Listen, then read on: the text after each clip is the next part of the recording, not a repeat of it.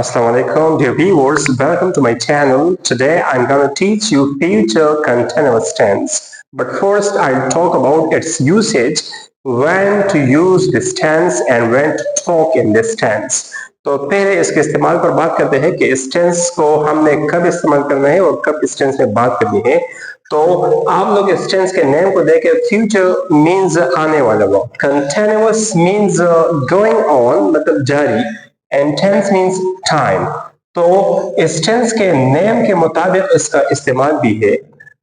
इसका यूसेज क्या है? Expect a going on action in future. It means that we use this tense to talk about such an action which is expected to be going on in future.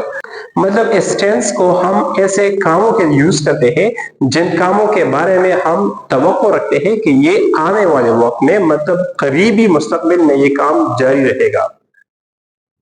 तो example की तरफ आते हैं। Children will be fighting with each other. बच्चे एक दूसरे के साथ लड़ रहे होंगे। सपोज बहैसियत पेरेंट्स वालिदैन शॉपिंग करने गए हैं और शॉपिंग करने में थोड़ा सा ज्यादा टाइम लिया, तो इन पेरेंट्स में से एक दूसरे को कहता है कि जब हम घर पहुंच जाएंगे तो बच्चे एक दूसरे के साथ लड़ रहे होंगे।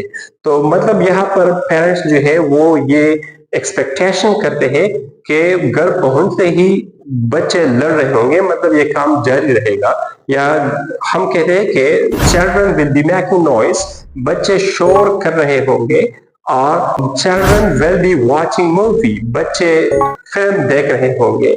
तो ये ऐसे काम है जिसके बारे में एक्सपेक्टेशन की जाती है कि ये मुस्तकबिल करीब में ये काम जारी रहेगा। इसके बाद बढ़ते हैं स्ट्रक्चर की तरफ कि हमने फ्यूचर कंटिन्यूअस टेंस के सेंटेंसेस किस तरह बनानी है। तो सबसे पहले हम डिस्कस करते हैं पॉजिटिव स्ट्रक्चर को, जिसकी वजह से हम सिंपल मतलब सादा सेंटेंसेस बनाते हैं। तो पॉजिटिव स्ट्रक्चर स्टार्ट होता है सब्जेक्ट से और इस टेंस के ऑक्सिलरी है will be and shall be. ये इसको हम कंपाउंड ऑक्सिलरी भी कहते हैं। इसके बाद है आईएनजी फॉर्म वर्ड। बार मैंने आप लोगों को बताया है कि जिस टेंस के नेम में कंटिन्यूअस वर्ड आ जाए तो इसमें आप लोगों ने सिर्फ आईएनजी फॉर्म वर्ड यूज करना है। आईएनजी फॉर्म वर्ड के अलावा और दूसरा कोई वर्ड यूज नहीं करना है। और इसके बाद है ऑब्जेक्ट। तो इस स्ट्रक्चर की मदद से हम एक सादा सेंटेंस बनाते हैं। She will be celebrating her birthday, वो अपनी बर्थडे मना रही होगी। इसके बाद है नेगेटिव स्ट्रक्चर। तो नेगेटिव स्ट्रक्चर में चूंकि निगेशन होती है तो हमने इसमें सिर्फ नॉट का इजाफा करना है, लेकिन आप लोगों ने नॉट के प्लेसमेंट को समझना होगा। चूंकि यहाँ हमारे साथ टू ऑक्सिलरी है वेल और बी।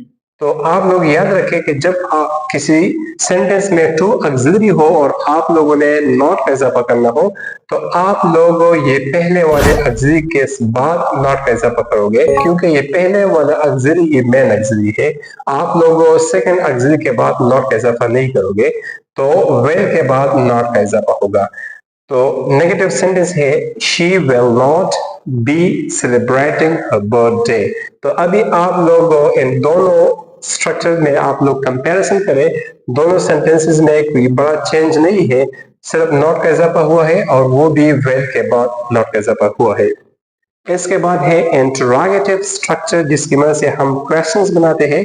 तो क्वेश्चन किस तरह बनाए जाते हैं? इसके लिए सिंपल तरीका ये है कि आप लोगों ने ये मेन ऑक्सिलरी यहाँ से उठा के सब्जेक्ट से पहले लगाना है और इनमें आप लोग क्वेश्चन मार्क लगाओगे। तो इसमें ये पॉजिटिव और इंटरोगेटिव में भी इतना बड़ा चेंज नहीं है, सिर्फ ये मेन ऑक्सिलरी का प्लेस चेंज हुआ है। ये सब्जेक्ट से पहले हमने इसको पुट किया है और इनमें क्वेश्चन मार्क लगाया है।